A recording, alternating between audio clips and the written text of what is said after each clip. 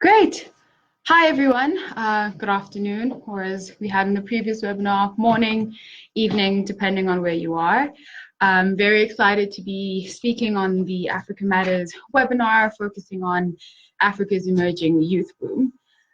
So before we start, I'll just introduce myself and a little bit of the work I do. My name is Maryam Elgoni, and I am the Youth Engagement Officer with UNICEF Africa Services Unit. So I fall under the regional office of Eastern and Southern Africa, and I work specifically on youth engagement, youth development, and capacity building, which are the things that I'm very, very passionate about, even in what I studied and where I worked previously. Currently with UNICEF, I'm working on an exciting project called the Youth Advocacy Guide, but I'll speak a little bit more about this later on in the webinar.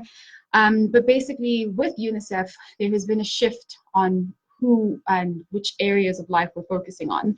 As a lot of you may know, UNICEF works with children, mothers, babies. They do phenomenal work with vaccinations. And with our new executive director, Henrietta Fore, we're now moving into the second decade of life, which is where my work falls in. So this is things looking at adolescents and young people. And again, I'll speak a little bit more on that later. In this post, I've been fortunate enough to do a lot of traveling around Africa. I've been engaging with young people remotely and in person in specific countries. And it's been a really great experience to, discuss advocacy with young people, see the work they're doing, talk about the issues that they're currently facing, and then how we can reach solutions. And that is what my ultimate project is, the Youth Advocacy Guide that we've been working on with a phenomenal implementing partner, the South African Institute of International Affairs, on this said Youth Advocacy Guide. But above all, with my professional background aside, I am a young African. I am Sudanese South African, and I am part of this youth boom that we'll be discussing in today's webinar. And as I speak to you, I will pull on my experiences at UNICEF, I'll pull on my experiences with SIA, but most importantly, I'm speaking to you as a fellow young African who is affected by the youth boom.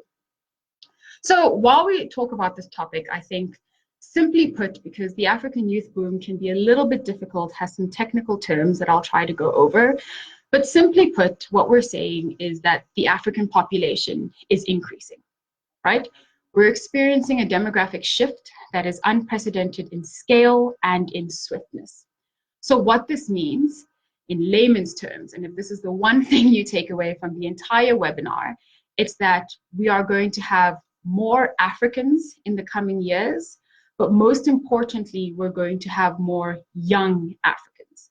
And there are several reasons for this. Things like the fact that Africa's fertility rate has historically and continues to be higher than the global average, and some really impressive progress that we have made in terms of the child survival rate. So basically what that means is that we have more Africans being born, more young African children being born, babies being born, and more of them are surviving, which is very promising and quite exciting, right?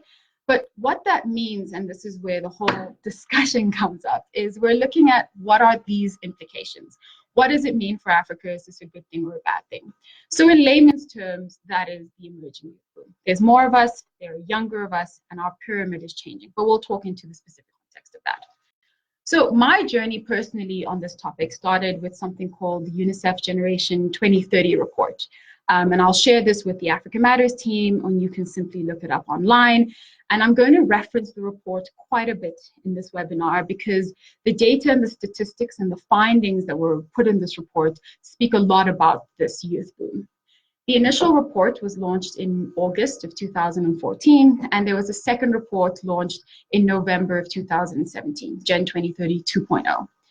And basically what the Gen 2030 reports look at are the African demographic trends, right?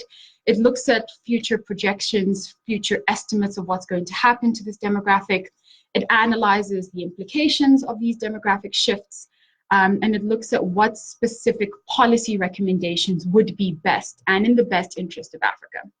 But let's take a step back because, as I said, this topic is quite complex and it's interesting. And so when I throw the word demographic shifts around, let's explain what that means. So the study of demography in itself is a study of statistics. And so it looks at things like the number of births, the number of deaths, the income, the economic status of a population. It looks at how much disease, the incidence of disease you have within that specific context. And ultimately, it illustrates the changing structures you have of that population.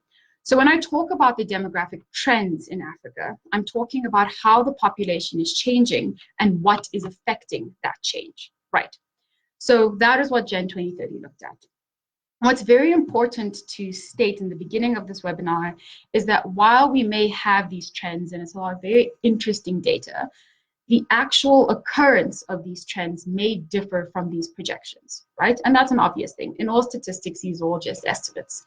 But when we look at demographics, these could change specifically because of things like policy interventions, which is a very big thing we'll continue to discuss, and other changes in like your economic, the social, political, environmental factors. So things like we couldn't have estimated how many people would have died in Cyclone Kenneth or Cyclone Idai, and that has obviously affected demographic shifts. Things like if African governments decide to impose a one-child policy, that could affect these demographic trends. But irregardless of that, it's still quite interesting to think about what these demographic shifts mean. So very simply put, that's what this webinar is going to be about. But let's get into the meat of it. Let's get into more context. And here's where I'm going to bring up a lot of numbers, right? And so I know people may not be fans of numbers, but bear with, right? So currently, when we talk about the African continent, we are currently the second most populous continent on the planet, right? Right after Asia. Our population is sitting at more than 1 billion people right now. A very important fact and something that's quite exciting, or not, depending on how you look at it, is that children within this African population account for almost half of this population. 47% of the current African population are below the age of 18. Now, the demographic shifts that I'm going to be discussing aren't new, right? We've had demographic changes, we've had expansion occurring within the African continent over the past few decades, and this has truly been extraordinary. So to give you some background and some context, we look at comparing 1950 to where we are currently. In 1950, the child population, so here we're talking about under 18, the child population was about 110 million in 1950. So this represented roughly 10% of the world population total, right? Flash forward to where we are today, the population has grown by almost fivefold. Basically, our population of children in Africa is estimated at 580 million. This is interesting because when you compare this to Europe, our population is 4 times larger than that of Europe, but also we now account for a quarter. So 25% of the world's children are African children. That's what we look at when we're talking about the population changes. Now, considering what has happened and looking at the trends that are coming up, in the current trends, in the next 35 years, the numbers we're looking at are things like 1.8 billion babies are going to be born in Africa in the next 35 years. Our under 18 population is going to increase by 2/3, and we're going to reach almost 1 billion children in Africa in the next 35 years. Another interesting statistic that we can give is that at the end of the century, so in the year 2100, we're going to count, the African children will count for 50% of the world's children. Think of that. Half of the global population of under 18 will be African by the end of this continent, or will live in Africa by the end of this century in 2100. The overall population of our continent is going to double in size, reaching a number of 2.4 billion. Now, I know I've just thrown a lot of numbers out at you, but what's important here again is just how massive this demographic shift is going to be. But the second most important thing here is that our expansion within the African context is in a very sharp contrast to demographic trends elsewhere in the world, right? So when we look at continents like Europe, we see that their population is actually shrinking and aging while our population is growing and becoming younger. So if you flash back to school and you think about population pyramids, Africa's population, for those of us who are more visual, Africa's population has a very large base, which means we have lots of young children. The center of our population pyramid is still quite large because we have that growth that still exists, but we're a bit smaller at the top because we don't have that old of a population.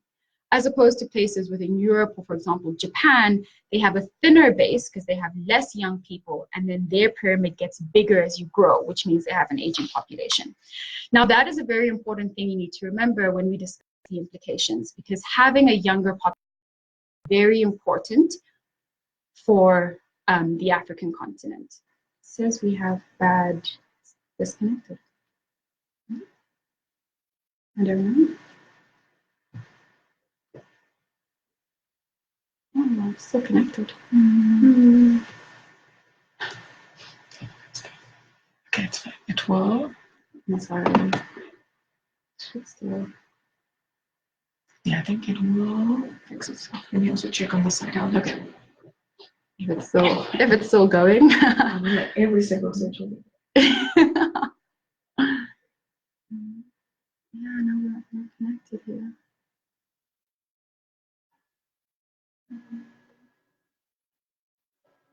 Okay. Is it disconnect to reconnect?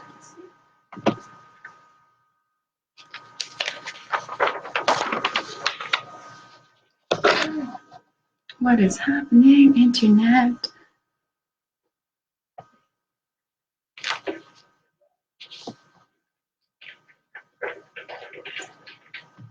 Sorry, we seem to have some technical difficulties, but I think we're reconnected. Thank you, Johan.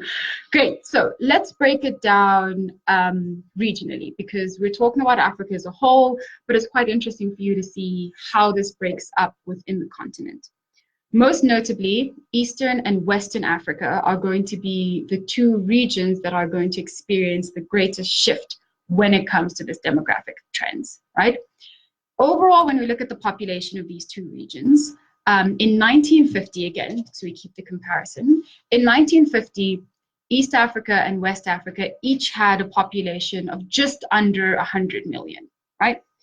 By the current trends, when we get to the year 2050, we see that Eastern and Southern Africa is going to increase their overall population to 760 million, while Western and Central Africa is going to reach 800 million. This is a 7-fold and 8-fold increase respectively. What's most important here, and the fact that I think is quite interesting, is Nigeria. Now, Nigeria falls under WCAR, and Nigeria is a very interesting example because by 2050, 1 in 13 births that take place will take place in Nigeria. This is a huge statistic. Again, what we're saying is if 13 children are born across the world, one of them will always be Nigerian. And so the absolute increase that we see in young people and young Nigerians, so we're looking at the ages of 10 to 24, is going to be 120 million. And this is in Nigeria alone. So we've spoken a lot about the population, we've spoken about numbers, and that is quite important and it's quite interesting because those numbers do affect the demographics. But let's look at the other implications that come into play when we talk about the African youth boom. And here I'm going to be talking about 5 main ones, right? Firstly, let's talk about urbanization. Ultimately, what we're saying is that according to current trends, the African population is becoming an increasingly urban continent, right? Currently, 41% of our population lives in cities. But according to current trends, by 2050, more than 60% of Africa's population is going to be urbanized. This is an important fact to remember because one, we said there's going to be more Africans, but now we're going to have an increased migration of that population into urban areas. So this brings up the implications of, do they have access to specific resources? Is there going to be enough housing, the normal necessities that we need within that urban space? So that's the first implication we look at. Second implication we analyze is conflict and fragility within the continent. Now, conflict and fragility obviously undermine your human rights, and it's going to affect the social and economic progress that you experience within your country. So currently, according to the World Bank, there are 36 countries that are classified as being fragile and within conflict and violent situations. Of these 36 countries, 21 of them are African. That's almost 60% of all fragile and in conflict countries exist within our continent. So that is a second implication that's quite important, because if you have conflict and fragility, which obviously affects the lives of people, now you have more lives, you will have more impact. Third thing we're going to talk about is then income. And here we're looking at poverty, which a lot of people know about. But when we're talking about income, we see that 40% of Africa's population survives on less than $1.90 a day. $1.90 a day is the minimum threshold. That is the World Bank's understanding of extreme poverty. What we're saying is that almost half of our population live within extreme poverty. Again, bring it back to the demographics. If you have more population, you will have more people in poverty. Fourth problem we come up with, or implication we have, is healthcare. Now, when it comes to healthcare, for the obvious reasons, it's things like you need to have a healthy population to have a productive population, right? According to the World Health Organization, the minimum benchmark for the number of professional health workers that you need to have, so we're talking here doctors, nurses, and midwives, per population, so per 1,000 of a population, is 4.45, right? And that is a minimum threshold to ensure that you can continue as a country, right? Or as a continent, wherever you live, right? Currently, and we're talking in 2018, Africa requires 3 million additional health workers to meet that minimum criteria, right? By 2030, we're only going to have acquired 5.6 million, right? And so ultimately, there is a gap of 4.2 million health workers that we need to, again, only meet the minimum threshold. So we need more healthcare professionals. The final implication we're going to discuss is that of primary education. Very much linked to healthcare, where you have a healthy population that is productive. You need to have an educated population to be productive, to bring new ideas, to harness those capabilities. Now, when we're looking at our statistics that we have, we're going to need to more than double the number of primary school teachers so that we can have a healthy pupil-student ratio going forward in 2030. To get to that ratio where you have enough students per teacher that the quality of education is not detrimented, we need an additional 5.8 million primary school teachers. And this is only primary school. We're not going to go into secondary and tertiary in interest of time, but you can read up on that. But basically, with these implications, what we're saying is we need to focus on the urbanization. We need to focus on conflict and fragility. We need to raise our populations out of poverty. We need more healthcare professionals, and we need more educators. So we've just gone through a lot of statistics, a lot of data, and it does sound pretty much doom and gloom, right? And what we need to understand is that when a continent goes through demographic transitions of this magnitude, we're both going to have immense opportunities, but we're going to face challenges, as with any situation. But what's really important to remember here is that our potential as a continent rests with the current and future generations of children and youth. And so if we interact with and invest in this population, we're either going to have something called a demographic dividend or a demographic burden. And this is the next part of the webinar where we're going to look more at then, great, you have all this information, all of these statistics, what does it mean? So let's start off by explaining what is the term demographic dividend and what does it mean, right? Simply put, the demographic dividend, it refers to economic growth that can be achieved when you have a proportionally higher number of working age population than you do non-working age population. So when we're talking about the working age population, we're looking at the ages 15 to 64. What this means is that this group of people or the population can work, they can have an income, and they can bring in money to families and to your country, right? Your non-working age population, so those are children below 14 and those above 65, are those that cannot work according to the definition. And so they are titled dependents, right? If you fall under the working age population, you then support your dependents. When we're talking about the demographic dividend, if we invest in that working age population, what it means is if you have more working age population and you have less dependents, ultimately that means more disposable income. Because if I, as a working age person, do not have as many dependents, I will have more money to spend. This income, this disposable income, can go into consumption, it can go into production, and it can go into investment, right? These three, very simply put, are going to accelerate the growth of your country. So if we invest in that working age population and we get the demographic dividend, that is what we see is going to happen. We're going to have accelerated economic growth.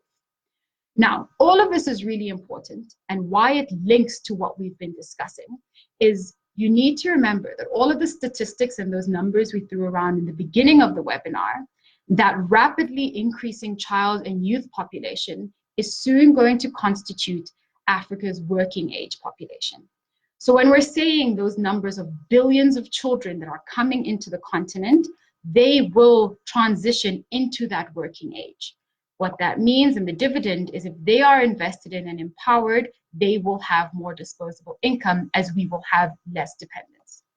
And so there is a very important need for us to invest in their healthcare, in their protection, and their education so that we can reap this dividend. If we reap the demographic dividend within Africa, we can lift hundreds of millions of Africans out of extreme poverty. We can contribute to an enhanced prosperity of the continent. We'll have increased stability and peace within our continent. All of this is possible if we make the right decisions now. Other side of the dividend is something they call a demographic burden. And this is where we fail to prioritize the investments. And we're going to have a far, far bleaker scenario if this happens. If we do not invest in healthcare and education, we're going to have a situation where our children are going to be prevented from developing to their full potential. We're going to end up having extremely high poverty rates because now instead of the normal dependency ratio where you have only those above 65 and those below 14, what we're saying is our working population will turn into dependence. If you have that and there's not enough money and income being generated, you will have higher poverty rates. A second thing we're going to see is we're going to see an increase in underemployment and in unemployment. Again, linking to prosperity within the country, ensuring that we don't actually have that accelerated growth. Ultimately, if we don't invest, we're going to have stagnant economic growth. It's very important that this conversation comes up now because the opportunity for us to reap that demographic dividend is extremely time sensitive and it's influenced by policies that are put forward by government. Again, if you go back to the rationale behind the dividend, as people continue growing and our population ages, that working population has to be invested in while we still can, or else we do not reap that dividend. So despite all of the challenges and despite all of the potential, doom and gloom that I've just pointed out, I am and I continue to be very optimistic about what Africa can do. Concepts of how can we attain this demographic dividend? Is it possible? The simple answer is yes. And that is just something that has to come from investment. So in a nutshell, when we're looking at the emerging youth boom, it's simple. It's that Africa is younger, Africa is growing, and we need to invest in this younger growing population to ensure that we invest in the continent and create an Africa where, simply put, the world is going to come to Africa because the resources in terms of natural resources, intelligence, and most importantly, manpower is now coming from Africa. So that is your context, basically a quick summary of what is the African Youth Dividend. And I've left a lot of extra data out, but as I said, you can look that up. But I'm also going to put a lot of the analysis into the questions because the questions we were provided are quite interesting and they link really nicely to the content. So the first question we got was that the African youth boom is perceived by many economists to be an economic burden to Africa. And that is the second scenario we talk about. And so the question posed is then, what should governments do to ensure that this isn't the case? Right. Now, I want to start off this question because it's very interesting and it's very easy actually to just push the blame and responsibility onto governments, onto leadership, and tell them that they need to fix this. I think it's very important to remember and be cognizant of the fact that yes, government and leadership play a very big role because they do control policy and the narrative. And I'm going to come back to this idea of, well, what can civil society do? So I think it goes hand in hand. But let's just talk about governance for now. I believe that we're going to need quite a strong blend political will, so there has to be a desire from government to want to have this investment. We're going to need some very sound strategies and policies to ensure that the investment, specifically around those 5 areas of implication, as we discussed earlier, of, urbanization, conflict, healthcare, income, and education are being prioritized within policy spaces. There's then we're going to need an enhanced implementation capacity, because Africa is notorious for having brilliant policies on paper, but this has to now translate into action to ensure that we get that investment. And finally, we're going to need adequate financing. There's going to be a lot of money that has to go behind these investments that we put in young people.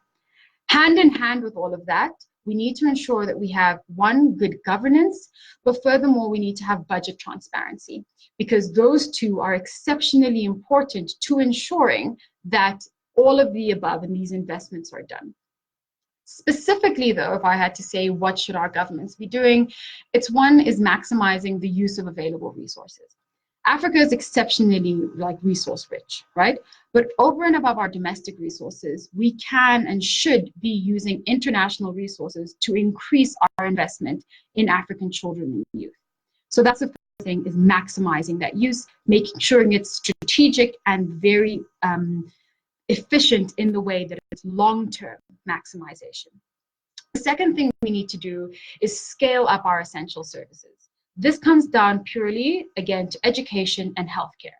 We need to ensure that there is access, but not just access to healthcare and education, but it's access to quality healthcare and education, so that we ensure that this increasing population stays healthy, so they can work, but stays educated so that they can, one, move into that workspace, but also create more spaces of work. And I'll talk about that next, which is the third one, of transforming our educational skills and vocational training systems.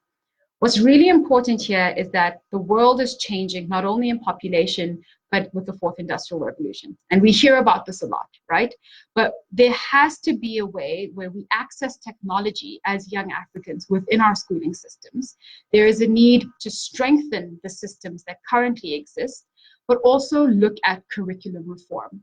What we are teaching our growing population, so current and future young Africans that are going to come into this continent, there is a need for curriculum reform, that we allow and we focus on what is the most important topics and issues moving forward.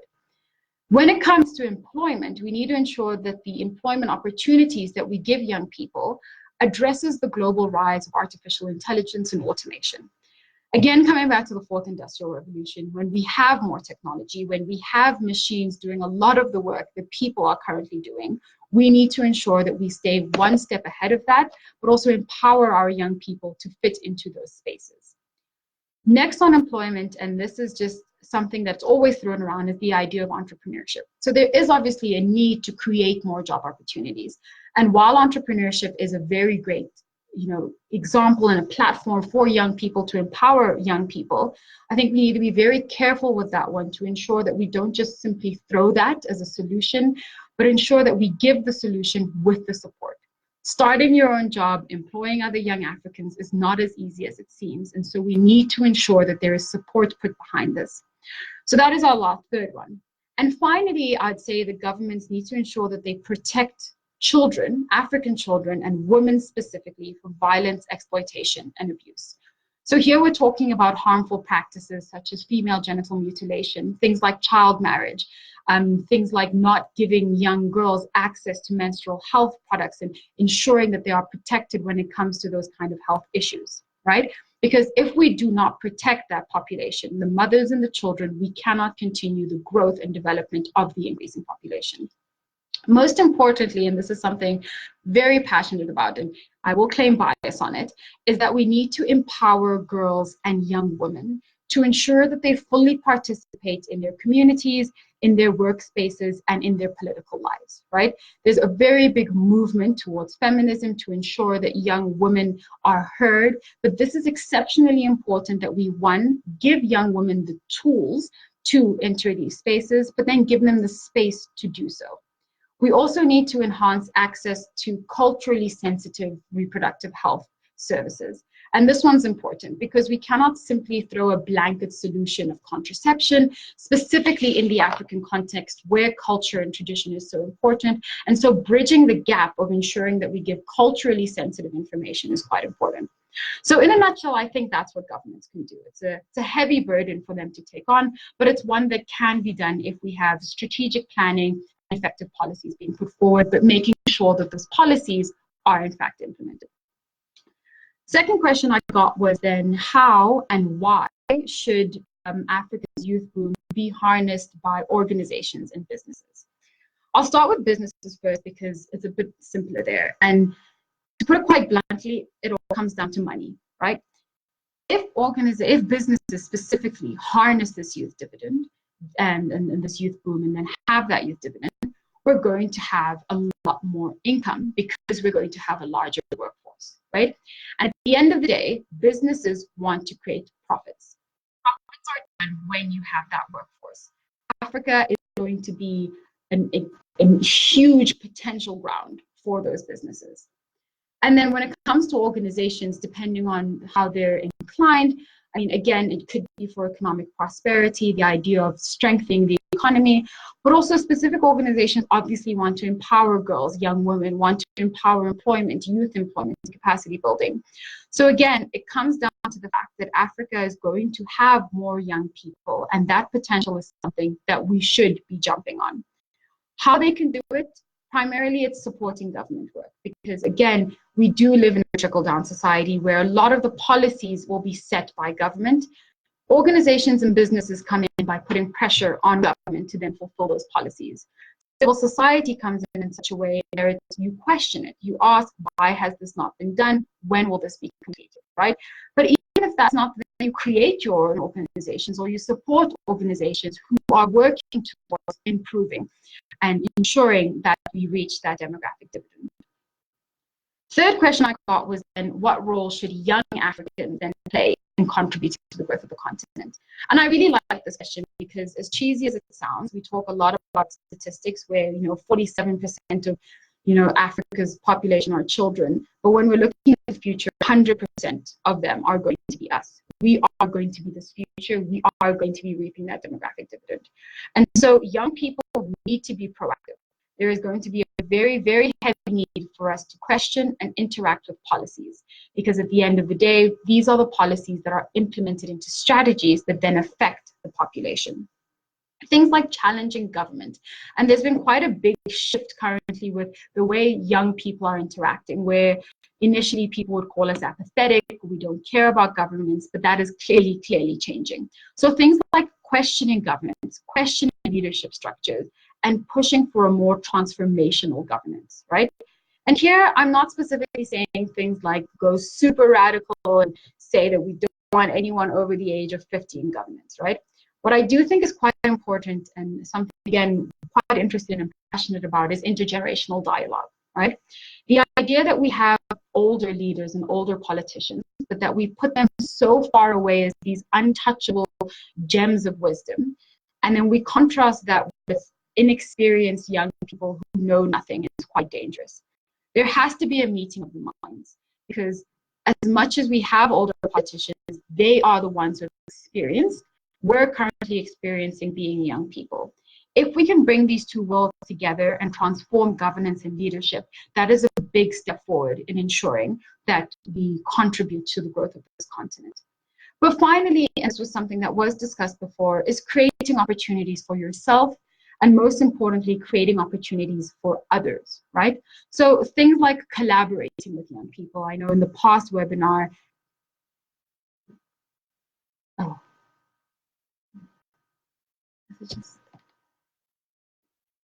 you want to try to open the door and see if that will bring the Wi-Fi? I don't know.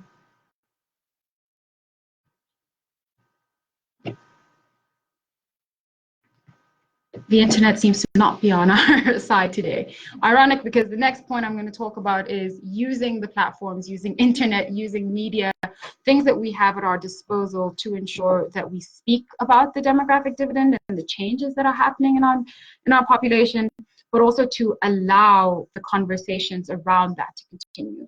So we have so much at our disposal, and I really do think that young Africans can take that and contribute to the growth. Final question I received was then a personal one, which is, how does my work contribute to a rising Africa and the empowerment of African youth? And this is what I kind of referenced to in the beginning of the webinar about a project that I've been working on for the past year with UNICEF called the Youth Advocacy Guide. Now, the Youth Advocacy Guide in simple form is going to be a tool that can be used by young people to empower them and to capacitate them to create change. So everything we said in the previous answer about challenging leadership and challenging governance and putting forward activities and ideas that you think we should do, that can be something that can be supported by the guide. Not saying that it's a complete solution to it, but it's a start.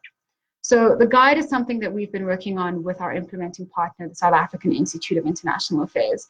And the thing I'm most excited about on this project is that it is, and I can honestly say, completely youth-led. From its inception stages, where the guide was brought up about there's a need to create this, to the workshops, to the editing, all of that was done by young people. In a nutshell, how it was done, we went to 4 countries across Western and Eastern Africa. We had workshops there with young participants, asking them about their experiences with advocacy, youth engagement. And what we did was we used very much bottoms-up approach, using the stories from the ground to then create a toolkit that uses those stories and turns them into teachable lessons, right? This was something that I was quite passionate about because we listened to the voices of young people. The writing of the guide was also done by young people. The editing of the guide was done by young people. Everyone on this project was below the ages of about 27, 28. We obviously did have some adults in the room, staff members from UNICEF, staff members from SIA, but the main focus of this project has been by young people. Something that a good friend of mine from Zimbabwe, her name is Siatra, had once said at a conference was that we want a seat at the table. And what that if they don't give us a seat at the table, we should bring our own. And so we aim that the Youth Advocacy Guide is going to be a tool that helps you prepare for when you get that seat at the table, but then also helps you bring that seat to the table. The guide looks at things from fact-finding, it looks at how to gather research, how to gather information, how to read policy documents, how to comment on those policy documents, how to engage with stakeholders, how to get into meeting spaces, how to then create your own spaces and meetings and opportunities for young people, and then how to use social media to ensure that you spread the word about your issue. Those are just some of the things that are included in the guide, which we're hoping to launch in the next few weeks. Ultimately, my work, and I strongly believe this, is contributing to the rising Africa, empowering young people by giving them a tool for them to use their voice. And yeah, that is what we've been working on for the past year. And I truly believe this could be a right step in the way forward to ensuring that we empower young people. Great. Let's see if we have any other questions. I see we do. Great. So we have a question about half from Johan that says that half of the jobs we're being prepared for don't exist yet. So the question is, how do we empower young Africans for professional life that might rapidly outpace our efforts to empower them? Or will they be able to keep up with this rapid pace themselves once the foundations are there? So Johan, I think you kind of answered your own question there in the second part, which is quite an important thing, right? We're constantly changing. The demographic shift is constantly changing. As we said, these are projections. We don't know if it will stay the same. We could grow even more as a continent. And so it's true. With the rise of automation, with the rise of technology, a lot of what we're preparing for doesn't exist. But I strongly believe that if we invest enough in education so that we are prepared for these changes, we will be able to then adapt to what is currently happening and ensure that we continue the inclusion of young people. And so things like supporting young people, having that good governance, having health and education will allow us to ensure that when we have that shifting population and jobs, that is going to be something that I think we'll be prepared for. Another really exciting thing about the African demographic shift is we're not going to have to depend on anyone else. Africa has everything that Africa needs right here. When we invest in this, we can easily bridge any of these gaps. Next question we have is from Ashley, and that says, building on the current question regarding the role of youth, I wanted to ask, what do you believe is the role of tertiary education institutions and students ensuring a demographic dividend? Good question, Ashley. And I think, again, everyone does play a role within the demographic dividend. Tertiary institutions are quite interesting because it is a space that brings together, a large group of young people, but also intellectually motivated and young people that are interested in specific topics, right?